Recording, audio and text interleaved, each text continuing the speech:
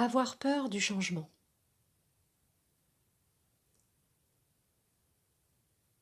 Le changement, c'est le mouvement. C'est un mouvement. C'est la vie. Vous voyez, quand il y a de l'eau qui stagne pendant longtemps, c'est-à-dire qu'il n'y a pas de mouvement dans l'eau, vous voyez bien que l'eau change de couleur. Elle n'est plus aussi claire. Il peut même y avoir des odeurs. Il peut y avoir quelque chose de désagréable et qui n'est pas très sain pour l'environnement. Et bien dans la vie, pour moi, c'est la même chose. Si on stagne, s'il n'y a pas de changement dans la vie, on s'ennuie. On finit par se laisser complètement, par ça.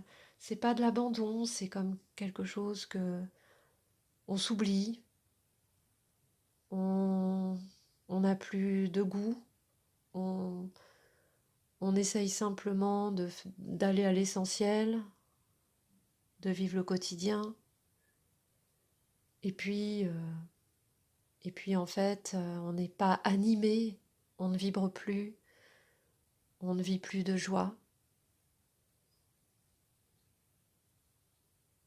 Et c'est là où, parfois, on pourrait se demander, et si je changeais? Mais changer, c'est pas anodin. Changer, ça demande beaucoup de courage, en fait. Ça demande de traverser des peurs, de les identifier, peut-être même qu'on ne les connaît pas. Puisque si on n'a pas vécu, on ne connaît pas ses propres peurs.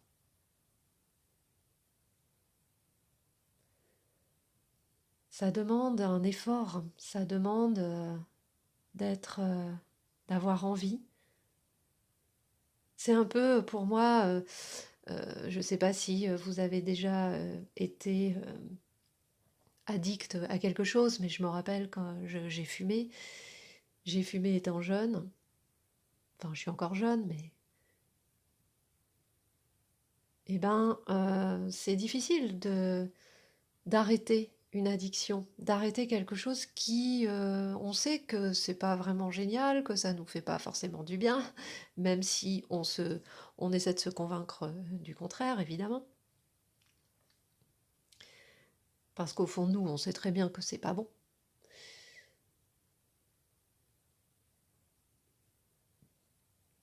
Mais au bout d'un moment, on finit par en avoir marre, par se dire maintenant ça suffit. Ça suffit parce que bah voilà, ça me fait pas du bien, parce que je commence à avoir des problèmes de santé, parce que ça pue, parce que je commence à être trop dépendante, parce qu'il faut toujours que j'en ai sinon ça va pas. Voilà, c'est ça l'addiction. Et en fait, hein, dans l'addiction, ce qu'on voit, c'est notre besoin de liberté, quoi. On a envie, en fait, d'être libre de ça, de ne plus compter là-dessus. Donc au final, quand on veut changer, c'est qu'on voudrait être libre de changer. Il y a une notion de liberté dans le changement. Mais on a peur d'être libre en fin de compte. On a peur de découvrir peut-être ce qu'on pourrait vivre. Peut-être parce que on ne sait pas. Ça, c'est l'inconnu. Toujours, le changement, c'est toujours l'inconnu. On a peur de perdre ce qu'on a aussi. Parce que quand on connaît, quand on est dans une situation confortable, zone de confort, comme on pourrait appeler, dans une zone de confort. Voilà, tout se passe bien, le quotidien c'est ok, les enfants c'est ok, le mari c'est ok, le boulot c'est ok, le jardin c'est ok, les amis c'est ok, tout le monde c'est ok. C'est super, mais quand même, à un moment, on pourrait se demander, bon, est-ce que c'est ça ma vie? Est-ce que c'est ok avec ça? Et est-ce que j'apprécie ce que j'ai? Oui, j'apprécie ce que j'ai, pourrait se dire. C'est génial. Mais quand même, il peut manquer quelque chose. C'est comme si l'âme appelait à autre chose. Mais et si tu pouvais vivre autre chose? Est-ce que tu serais d'accord? Et si tu pouvais vivre quelque chose de plus grand qui t'amène plus de vibrations, plus d'amour dans ta vie, tu peux te dire, ben, j'en ai déjà assez. Mais là, si on te dit, ben, peut-être que tu peux vibrer plus et donner plus, peut-être. Est-ce que tu es prête?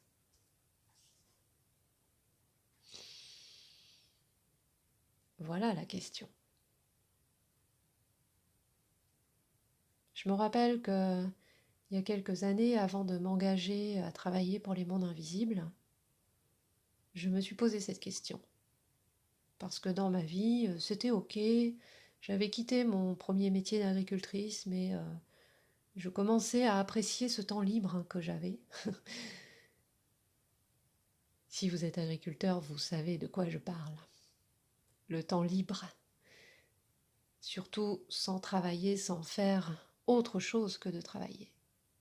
Sans penser même à travailler, à ce qu'il faut faire, à ce que j'ai pas fait, à ce que j'ai pas eu le temps, à ce qu'il faut que j'achète, à la facture que j'ai oublié de faire, au fournisseur que j'ai oublié de payer. Et oui, ça c'était tout un monde. Courage aux agriculteurs s'il y en a qui m'écoutent. Mais ben voilà, quand j'étais dans ce cas-là, en fait, je me suis dit, bah voilà, tout compte fait, bah c'est bien aussi de rester comme ça. J'ai pas besoin de plus, en fait. Je suis bien là. J'ai pas envie de faire d'efforts. J'ai pas envie de me former à autre chose. J'ai pas envie de changer de métier. Je vais rester comme ça, puis ce sera bien. Bon, bah ça va qu'un temps. Parce qu'évidemment, au bout d'un moment, quand vous faites une pause, il y a, il y a comme une espèce de réalité qui s'installe dans votre vie. Et vous êtes amené à penser à autre chose et vous êtes amené à vous ouvrir à autre chose. Parce qu'en fin de compte, vous créez de l'espace. Puisqu'avant, dans le travail, dans votre quotidien, dans mon quotidien en tout cas, il n'y avait pas de place pour autre chose. C'était pas possible. C'était du matin au soir, je pense à mon boulot, quoi. À ma famille aussi, mais surtout à mon boulot, puisque c'était quand même la plupart de mon temps, même le week-end. Donc forcément, on n'a pas le temps, ni même on s'autorise même pas à penser à autre chose. Parce que de toute façon, quand est-ce qu'on trouvera le temps de faire autre chose? Quand est-ce qu'on trouvera l'énergie? Et je dirais même, quand est-ce que j'aurai l'argent pour le faire? Si je devais faire une autre activité qui peut-être pourrait me plaire, comment je fais? Donc on se prive. Donc on n'est pas libre en fait, puisque on fait que travailler, tout compte fait. En tout cas, cette question, je me la suis posée, je me suis dit, mais est-ce que vraiment je m'engage là-dedans? Parce que je savais un peu aussi ce qui m'attendait, si je devais m'engager dans cette voie de l'accompagnement à l'autre, cette voie de guérison de moi-même également. Il fallait aussi faire ça, hein, c'est une évidence, en tous les cas. Et de maîtrise de cette capacité que j'ai aussi. Ça voulait dire ça voulait dire aussi ça voulait dire être en face et de devoir montrer, de devoir me montrer. Ça voulait dire aussi que je devrais être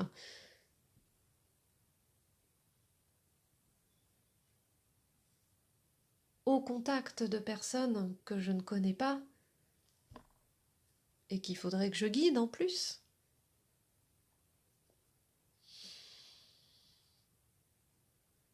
Alors pendant un moment, je me suis dit non, j'ai pas envie. Bah non, après tout, j'ai dit non. Mon âme, je sentais bien qu'elle m'appelait à ça, mais je dis bah non, je trouve ça trop dur. C'est trop dur. Je sors d'un métier qui m'a usée physiquement, psychologiquement, moralement, financièrement. Je suis usée, quoi. J'étais usée. Et je me dis là, vous me demandez de... Je dis vous parce que, évidemment, j'ai écouté mes guides à l'époque. J'écoute, enfin, je les entendais déjà, je voulais dire. Et là, voilà, je dis, bah non, c'est pas possible, quoi. Voilà, comment faire? Et puis, comment je vais faire? Hein? Le changement, c'était un grand changement pour moi. Ça voulait dire que là, on me demandait quoi? De passer de quelqu'un qui est toujours toute la journée toute seule dans les champs, dans la terre, dehors, à quelqu'un qui est au contact de personnes à l'intérieur. Et en plus, sans bouger, quoi. Sans mouvement. Alors là, ça a été compliqué quand même de pouvoir accepter ça. Évidemment, je suis passée par des peurs, évidemment, je suis passée par énormément d'interrogations. Mais je dois reconnaître que je suis une froussarde, je suis très flippée. Mais, mais je sais que j'ai le courage d'y aller quand même. J'ai fait beaucoup de choses dans ma vie où j'ai eu très peur, mais j'y allais quand même. Comme si j'étais poussée, et tant pis, quoi. Je risque. Alors voilà pour moi en fait ce que je voulais vous dire aujourd'hui. Avoir peur du changement, c'est aussi avoir peur de la liberté. Avoir peur aussi de franchir un pas dans le vide. Avoir peur de l'inconnu. Et tout ça, bah, ça nous amène à quoi? Ça nous amène à avoir confiance. Parce qu'évidemment, si on n'a pas confiance en soi, on a du mal à y aller, c'est normal. Et si on n'a pas la foi en la vie, en ce que nous propose la vie, bien c'est pareil, on a du mal à y aller. Il n'y a pas de culpabilité à avoir. Il y a certaines personnes qui ne peuvent pas et qui ne pourront pas accepter le changement. Et d'autres qui vont avoir envie de changer mais qui auront trop peur. Il va se créer une certaine frustration, du coup. Et puis il y en a qui vont avoir peut-être peur, mais qui vont y aller quand même. Et au final, eh ben après, c'est des personnes qui évoluent, qui montent les marches une à une, et jusqu'au prochain changement, qui sera de plus en plus facile, parce que vous l'aurez déjà vécu.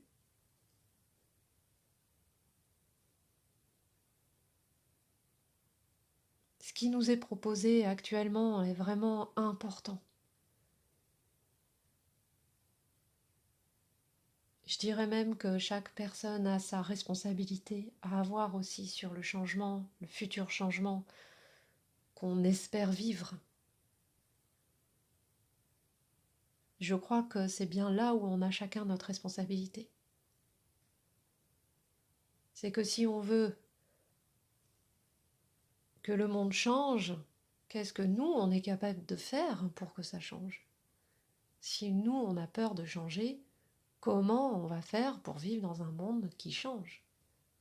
Il faudra bien à un moment sauter dans le vide.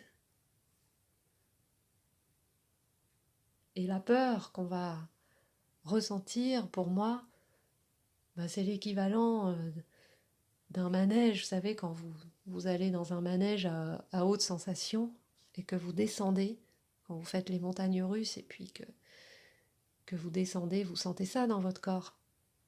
Ça, c'est une peur, il y a quelque chose qui se déplace, quoi. C'est ça, aller dans le vide. Donc c'est tout à fait normal d'avoir peur du changement. C'est tout à fait normal de se poser des questions, d'hésiter, de douter. Tout dépend de ce que vous avez envie de vivre. Est-ce que ce que vous vivez actuellement vous convient, vous suffit, vous rend heureux? Ou est-ce que vous aspirez à autre chose?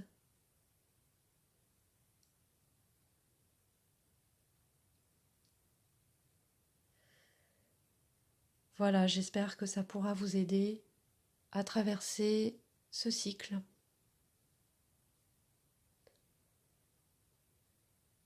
Et avoir à vous aider à franchir le pas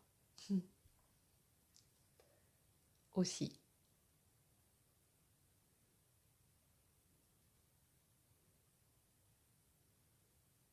À bientôt.